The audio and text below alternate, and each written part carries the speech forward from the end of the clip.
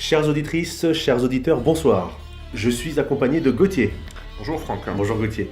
Alors aujourd'hui, nous vous présentons un nouveau concept, une nouvelle émission qui s'intitule Date clé. Avec Date clé, nous reviendrons sur une date importante de l'histoire de France pour vous la présenter.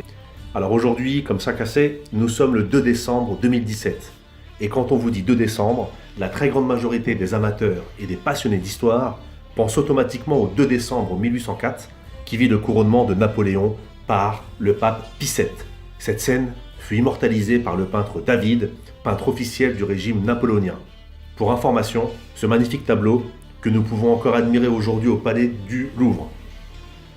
Le 2 décembre renvoie également à la bataille d'Austerlitz ou à la bataille des Trois Empereurs, lorsque les armées françaises de l'empereur Napoléon Ier écrasèrent les armées austro-russes de l'empereur François II du Saint-Empire et de l'empereur Alexandre Ier sur le plateau de Pratzen durant la guerre de la Troisième Coalition. Aujourd'hui encore, la stratégie employée par Napoléon est étudiée dans les écoles militaires du monde entier, notamment à West Point.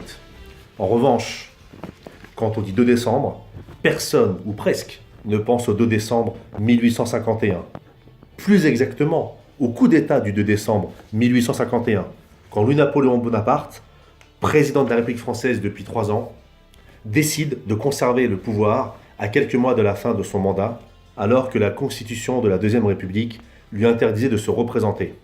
Alors Gauthier, avant d'entrer dans le vif du sujet, peux-tu nous présenter rapidement Louis-Napoléon Bonaparte ? Eh bien, Louis-Napoléon Bonaparte, c'est tout à la fois l'un des principaux hommes d'État de la France contemporaine, qui a été empereur pendant 18 ans au cœur du siècle des révolutions, le 19e siècle, mais c'est aussi l'une des figures les plus méconnues et les plus dépréciées de notre historiographie.